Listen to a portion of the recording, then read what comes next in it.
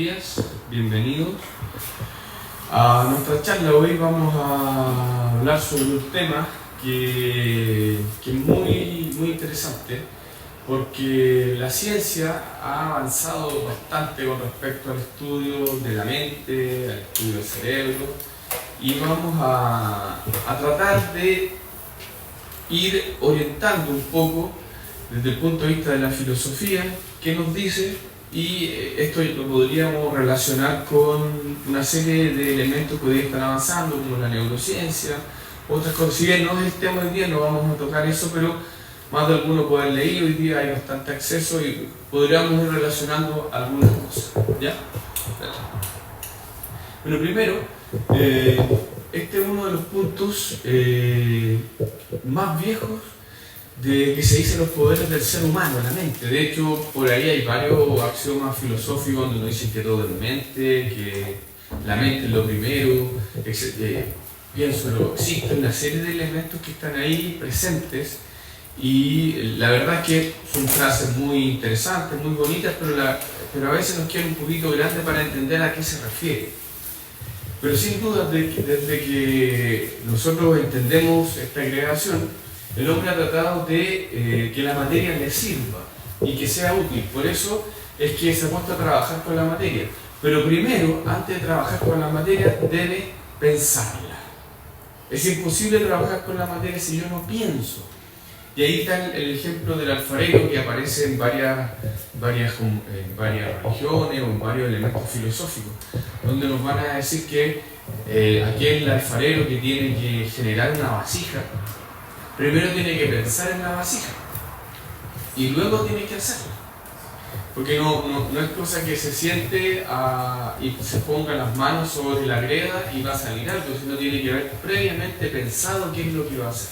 Este ejemplo que se dice para entender que todo es mente, vendría también desde el primer momento de la creación. Tendría que haber un pensamiento para poder crear las cosas. Las cosas no se crean porque sí. De hecho, quizás ahí hay uno de los elementos más controversiales, donde a veces se plantea de que todo esto es casualidad. Simplemente a través de una serie de colisiones entre la materia se había generado la vida. Pero eso es un poquito como dejarlo al azar. Sí, la filosofía sí plantea que antes de que la materia pueda crearse o pueda tener una forma, debiera tener un pensamiento previo. Es por eso que por ahí decíamos que todo es mente, porque la mente es tan importante para la vida y para el ser humano igual. Para poder trabajar con la materia necesitas la mente previamente, necesitas pensar. ¿Ya? Y eso es lo que vamos a tratar. Primero, tenemos que entender que la mente es la forjadora de la forma. O sea, toda la materia que incluso que nosotros conocemos tiene una forma, y esa forma se lo da la mente. Para poder quizás profundizar esto tendríamos que salir de nuestro concepto de mente, pero incluso en ese concepto de mente nosotros podemos ver que si yo le quiero dar la forma a algo, necesito pensarlo. Porque la materia en sí no tiene una forma, sino que es materia. Y para que algo exista tiene que tener una idea detrás. Por ejemplo, estas sillas es materia de distintas características, pero para que tenga esta forma tuvo que ser pensada antes, para poder darle esta forma. De hecho, esta silla, incluso podríamos relacionarlo con la vida. Estas sillas tienen vida mientras tengan forma. Una vez que pierden su forma, se empiezan a degradar. Por lo tanto, pierden la vida y dejan de ser silla. Ahora, efectivamente, nada se pierde en la naturaleza, y esta materia que vemos en la silla, una vez que se degrada, se va a transformar en otra materia, en otro tipo de vida, pero deja de ser silla.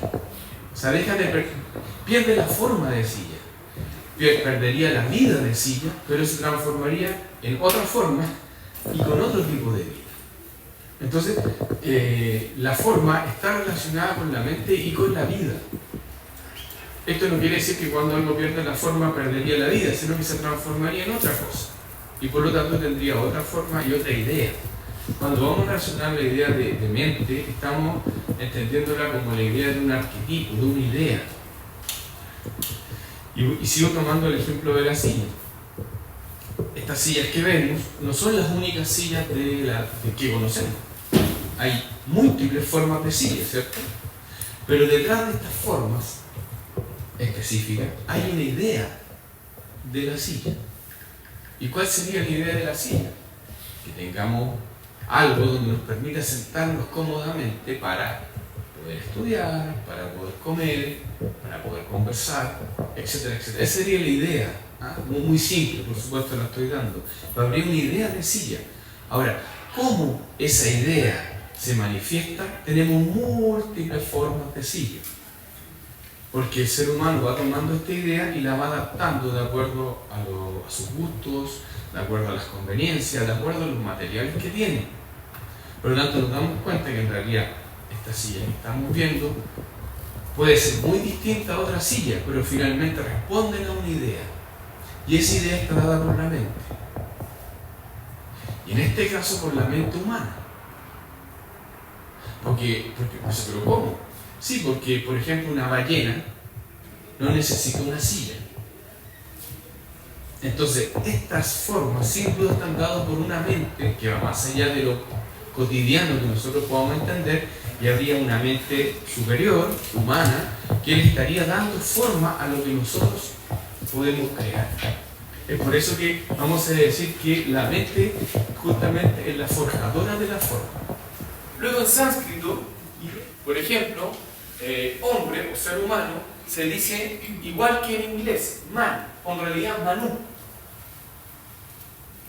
Es así que a lo mejor estos idiomas que nosotros conocemos vendrían, se dice en este antiguo idioma en la India que es el sánscrito, de donde viene man, y que man, más allá que ser humano, en realidad significa mente humana, y de ahí habría venido la derivación.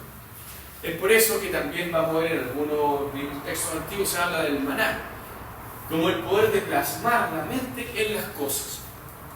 Y que en la antigua India se hablaría del Kriya Shakti, este poder que había tenido los seres humanos de plasmar con su mente. Entonces, incluso hay libros sagrados donde hablan del maná, que se alimentaron, y en realidad estaríamos hablando de un proceso mental, de una capacidad mental que los seres humanos estarían descubriendo. Esto es muy importante porque también hay muchos mitos al respecto, y por lo menos hay uno que es más conocido para nosotros porque como occidentales, y hemos traído la cultura griega a nosotros, griego-romana, que se habla del mito de Prometeo. Recuerdan que se dice que Prometeo, aquí digamos historia, finalmente tenían que darle los dones a los seres humanos, ¿ya? Y Pandora, la caja de Pandora, ¿cierto?, se abre y le entrega todos los dones, y en realidad que eran males, a todos, y solamente se queda la esperanza en el fondo, que es la esperanza del ser humano de siempre poder mejor. Pero como no fueron entregados los dones al ser humano, se dice que Prometeo va y roba el fuego a los dioses para entregárselo a los seres humanos. Bueno, ese mito en realidad estaría hablando de la mente. Es cuando en algún momento de la evolución humana el ser humano tuvo la capacidad de pensamiento, porque no siempre la tuvo igual. Hay un momento en la historia, en la evolución, que el ser humano desarrolla esta capacidad de pensamiento, y en ese instante es cuando cambia la vida, cuando el ser humano ve la vida de otra manera. Podríamos decir que sale del paraíso para entrar en la vida y saber que tiene que esforzarse. Mitológicamente también podemos relacionarlo, o sea, hasta antes de eso éramos seres humanos no pensantes y vivíamos. De hecho, las tradiciones dicen que incluso el ser humano no entendía ni comprendía la vida y la muerte porque era un estado. Desde el momento en que aparece el pensamiento, hay un cuestionamiento de la vida y la muerte, de por qué estamos acá en este proceso humano. Y esto se daría por esta capacidad de pensar, donde la mente se expresa en nosotros y podemos desarrollarla. Y decimos, ¿quién soy? ¿De dónde vengo? ¿Y a dónde voy? Ese proceso estas preguntas tan simples de decirlas, pero tan profundas, es un proceso humano. Nosotros entendemos que, por ejemplo, un vegetal no se va a preguntar eso. No se pregunta quién es. Y no se pregunta a dónde va. Un animal tampoco. Un animal no se pregunta quién soy. Ni siquiera se pregunta de dónde viene. y menos hacia dónde va, simplemente existe. Entonces son procesos humanos, digamos, estamos hablando de la evolución. O sea, el ser humano entra en ese proceso evolutivo donde la mente se expresa y ya puede preguntarse. Y por eso que este símbolo de salir del paraíso y entrar en este mundo, porque son las grandes preguntas existenciales. ¿A dónde vamos? Es una crisis humana. ¿Dónde vamos? De hecho, nosotros lo podemos tomar filosóficamente, ¿dónde va mi alma o mi espíritu? Depende de lo que cada uno perciba. Pero incluso llevémoslo a lo cotidiano. ¿Dónde va nuestra sociedad? ¿Dónde vamos a estar en 15, 20 o 30 años más? A nosotros últimamente nos han hecho creer que la vida humana o la evolución de la sociedad es lineal, o a lo más lineal y ascendente. Pero hay que tener cuidado con eso. De hecho, si nosotros fuéramos a la antigüedad y le preguntáramos a un romano del siglo I a.C., o no sé, o el siglo I después de Cristo, ¿qué va a pasar en 500 años más? El romano te habría dicho que Roma iba a ser el dueño del mundo. Y a los 200 años Roma estaba en decadencia. Y nos caímos en la Edad Media. Y todo el conocimiento que se había en Grecia se perdió. Y el ser humano, por lo menos en Europa, se encerró en castillos, tenía miedo a vivir, tenía miedo a la vida, a la muerte, ya no se sabía leer ni escribir, etcétera, etcétera. Y a nosotros ya nos preguntan, ¿qué va a pasar en 200 años? No sé, nosotros vamos a creer que vamos a estar, como se decía en los años 50 y 60, que el año 2000 íbamos a estar en la luna tomando vacaciones, podríamos viajar a Marte y de vuelta, eso nos decían. Bueno, yo no soy de esa época, pero lo escuché. De hecho, había unos dibujos animados supersónicos que planteaban que ellos vivían como el año 2000 y andaban todas naves espaciales, y estamos en el 2025. Estamos donde mismo. Claro, el hombre llegó a la luna. Sí, se gastaron millones de dólares en eso. Pero estamos donde mismo. No necesariamente somos mejores por eso.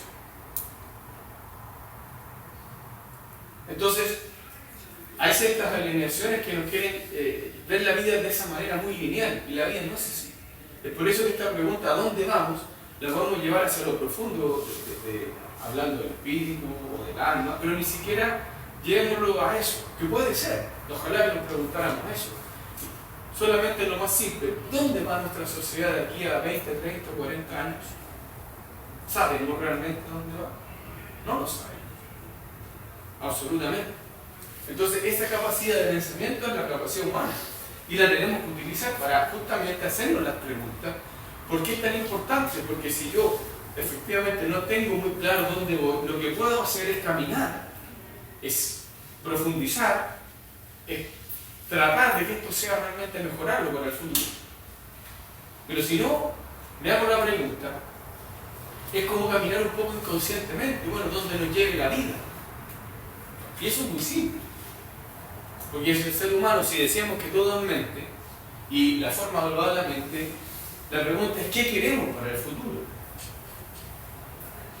Y el futuro no puede ser una casualidad. Es el ser humano, a través de su pensamiento, el que tiene que formar o transformar o mejorar el futuro. Por eso que decíamos, gobierna tu mente y gobierna tu vida. Porque la vida depende de nosotros, nuestra vida depende de nosotros. Y me refiero no al estar vivo o no, sino qué es lo que vamos a hacer en esta vida.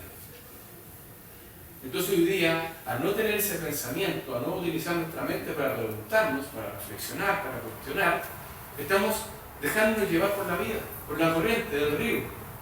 Y eso significa que el río nos puede llevar a cualquier lado.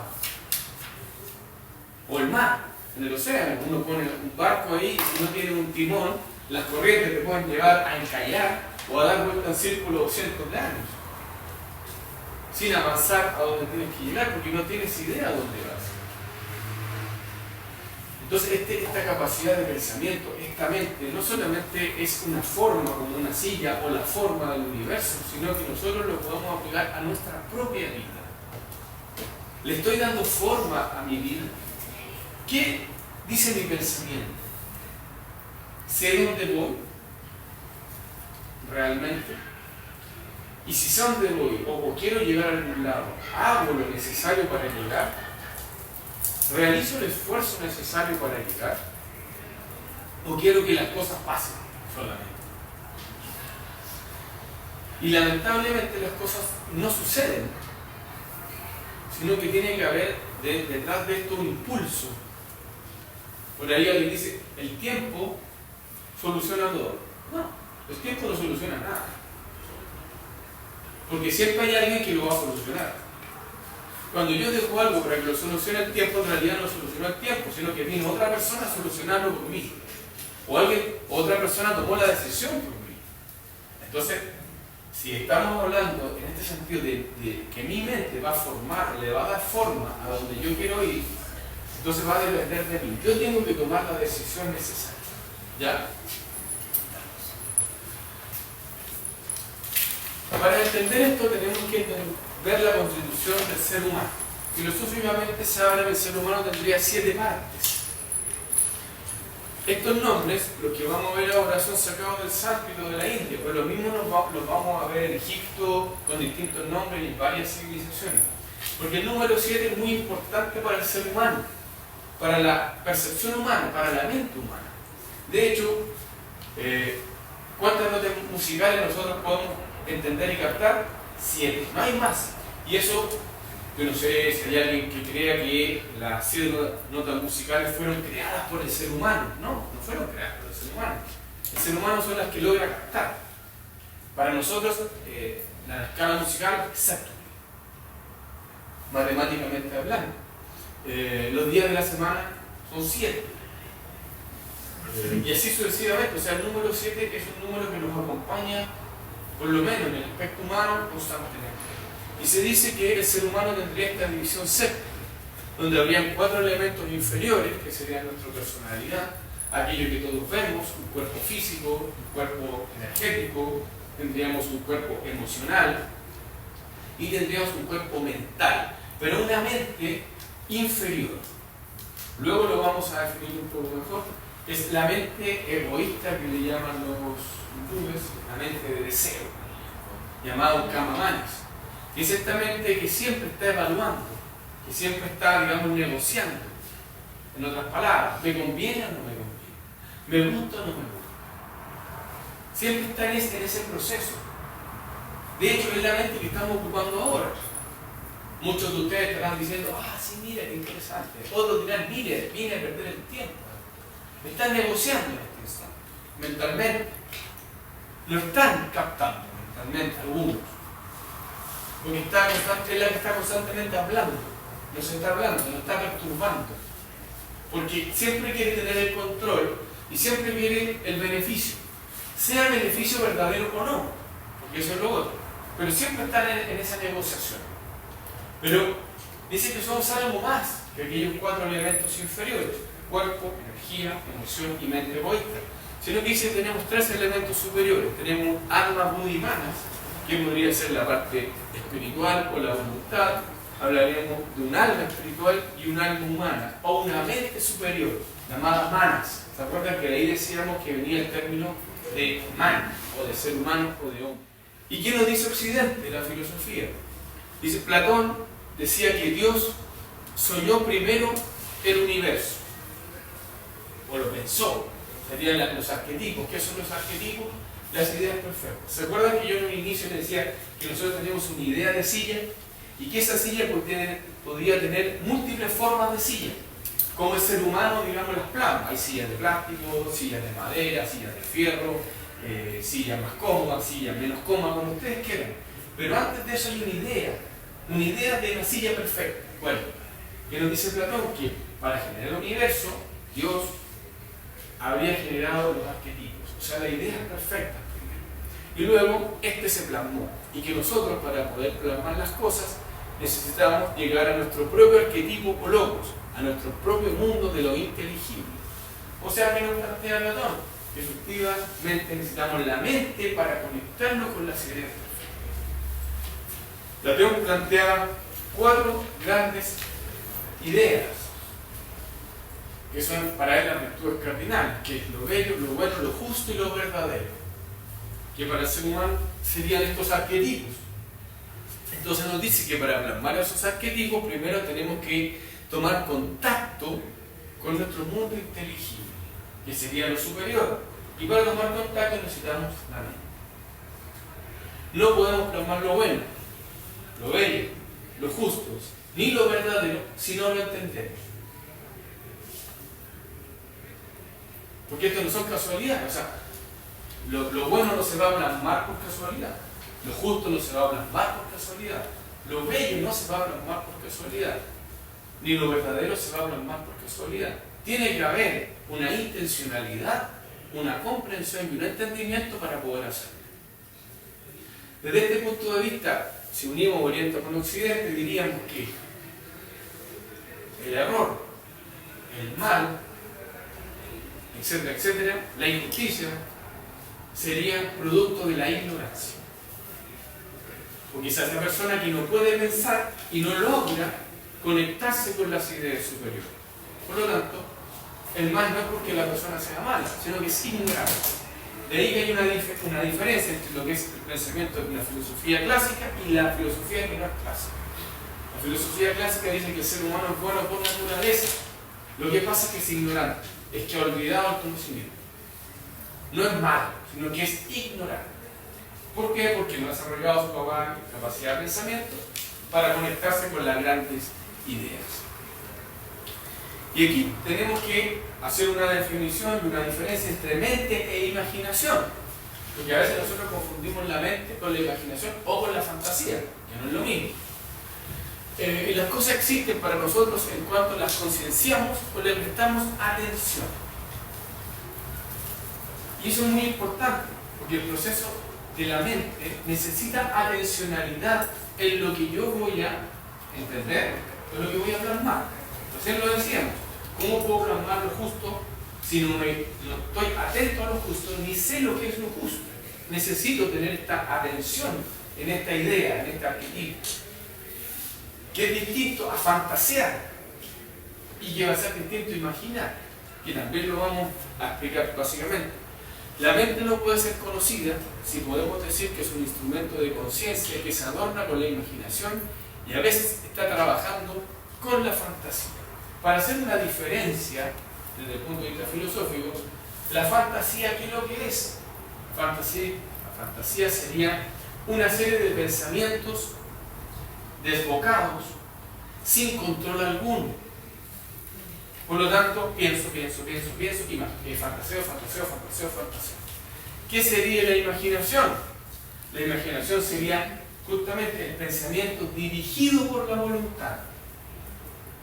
Y que finalmente ese pensamiento dirigido por la voluntad va a tener un resultado. Voy a poner un ejemplo. Yo fantaseo que voy a estudiar.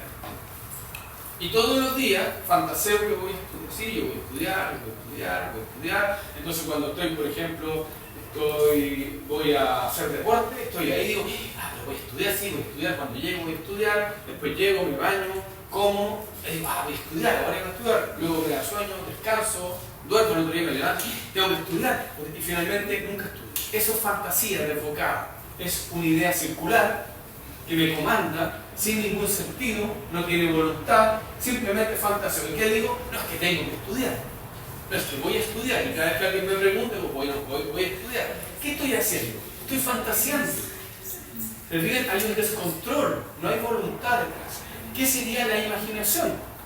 Es decir, voy a ir a hacer deporte, luego llego, voy a determinar cuando voy a estar una hora, luego llego, me voy a alimentar otra hora y en realidad a las 5 de la tarde me voy a poner a estudiar. Tengo la imagen, tengo todo. Voy, hago mi deporte, me alimento, y me baño, descanso un momento y a las 5, ¡pum!, me pongo a estudiar. Ahí hay voluntad detrás. También tengo imágenes, tengo ideas. La diferencia es que está direccionada por la voluntad, por lo tanto, yo no fantaseé, imaginé lo que iba a hacer, lo proyecté,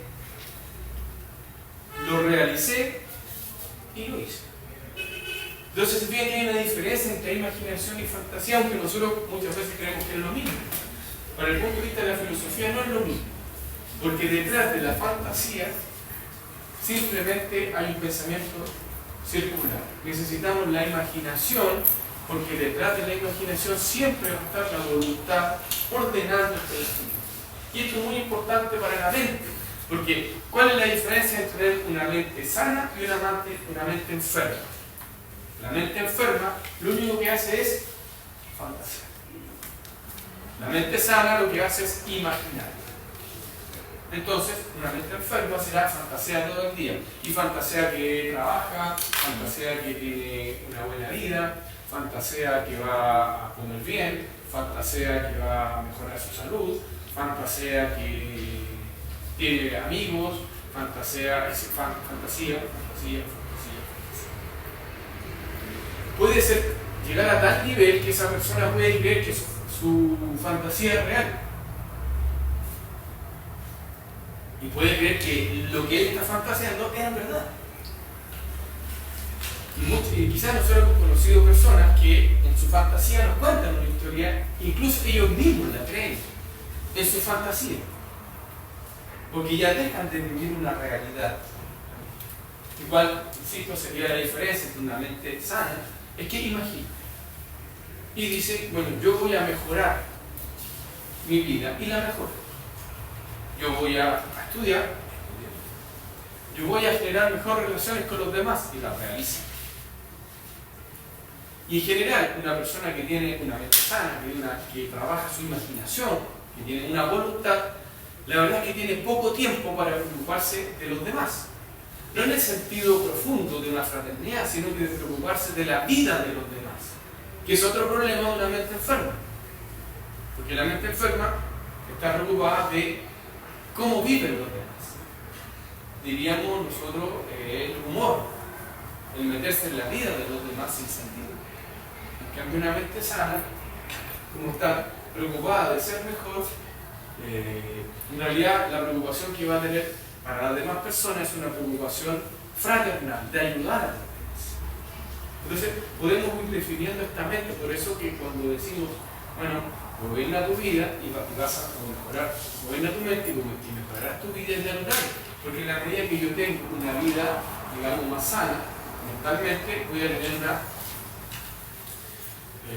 una mente más sana, que es un resultado de la otra. ¿Sí? ¿Se entiende? Lo que pasa es que nosotros creemos que el tener mucho pensamiento, de hecho, nos molesta, pero no sabemos por qué tenemos mucho pensamiento. Y el pensamiento es lo que estamos fantaseando demasiado. Por lo tanto, todo es según la calidad de nuestra mente y las posibilidades de fijarla en una u otra cosa. Y aquí hay otro elemento. O sea, ¿dónde yo voy a fijar mi mente? Y lo que yo decía adelante, o sea, yo la fijo donde mi imaginación, donde lo que yo quiero obtener. Ahí es donde yo voy fijando mi mente. Y naturalmente el ser humano quiere tener una vida mejor. Naturalmente quiere ser feliz, naturalmente quiere que te vaya bien. La pregunta es si todos tenemos claro a qué, ¿por qué no lo hacemos? Es porque tenemos una mente dispersa. De hecho, en la gran enseñanza de los orientales, por ejemplo, del budismo, controla la mente, dirige la mente. Hay libros, digamos, de Oriente que no van a hacer. De hecho, hay uno sacado por HPB también que se llama La Voz del Silencio. Dice: la mente es el gran destructor de lo real. Destruye al discípulo el destructor.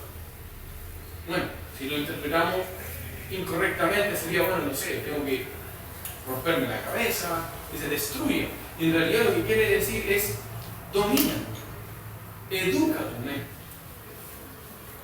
También muchas veces se plantea llevar a la mente a no pensar. Es imposible que la mente no piense porque es su naturaleza. Lo que tenemos que hacer es que tenemos que fijarla en algo. Porque ¿qué es lo que hace la mente? Va de un lugar a otro. ¿Y qué tenemos que hacer para dominarla? Decirle: tranquila, en esto es lo que yo quiero que estés. Por lo tanto, el dejar de pensar no es una realidad. Lo que vamos a tener que hacer es fijar nuestra mente en algo. Y en algo obviamente que nosotros queramos. En lo posible, en elementos superiores de vida. En lo posible, en elementos correctos. Porque si lo fijamos en elementos que no son correctos, eso va a tener otro resultado. pero la mente es muy importante. Y esto es lo que yo les comentaba. Para los antiguos indios, el manas tiene dos aspectos. Uno condicionado o arrupa, que no tiene forma, que mira hacia arriba, digamos, y otro condicionado o rupa, que tiene forma, que está mirando hacia abajo. Si situamos nuestra mente en aquello que es incondicionado, todo lo que está condicionado no nos toca. O sea, si mi mente está mirando hacia arriba, todo lo que pase abajo no me toca.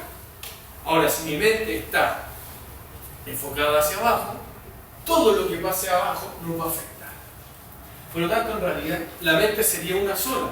La diferencia es hacia dónde yo la enfoco. Incluso un buen ejemplo sería esto que está pasando con estos focos. Si yo tuviera una esfera acá y la pongo ahí, naturalmente la luz me da arriba y abajo me da la sombra. Si nosotros entendemos nuestra mente como esta esfera y que simbólicamente desde arriba vendría el conocimiento, la vida, naturalmente la parte superior de esta esfera ilumina la vida, las cosas superiores, y a la mente, aparte de la mente que está hacia abajo, no le va a llegar solamente la sombra de aquello. En este caso, lo que nosotros tendríamos que hacer es fijarnos justamente en la parte luminosa de nuestra mente. Por lo tanto, el dominio de la mente es fundamental para dominar la materia. Y aquí yo quiero sacar estas percepciones pseudo-esotéricas, si yo voy a dominar mi mente y voy a transformar, no sé, doblar una cuchara. Eso no es importante. Porque si para doblar una cuchara le hago así, la doblo, no necesito perder el tiempo con la mente. Vuelvo a hacer la práctica filosófica, que yo voy a poner mi mente enfocada hacia arriba y me voy a dar cuenta que muchas de las cosas que tengo que hacer tienen un sentido más trascendente. Que mi trabajo lo puedo hacer trascendente, que mi estudio lo puedo hacer trascendente, que mi familia lo puedo hacer trascendente, que mi relación con mi amigo puedo hacer trascendente. Y esa es la gran diferencia entre un ser humano que tiene enfocada su mente hacia algo superior y el que tiene algo inferior. El que la tiene, por ejemplo, hacia algo inferior, tiene amigos solamente para emborracharse, o para hablar mal de otros, o para hacer tonterías. El que tiene una mente hacia arriba tiene amigos para ser mejor, amigos para ayudarlo, para decir qué es lo correcto y lo incorrecto. Cuando uno tiene un buen amigo es aquel que te dice, ¿sabes qué? Tú estás metiendo la pata. Sale de ahí. Y si uno es amigo, le va a hacer caso. Los otros no son amigos. Son para el carrete, son para ir a tomar, para malgastar dinero. ¿Hacia dónde tengo enfocado mi mente?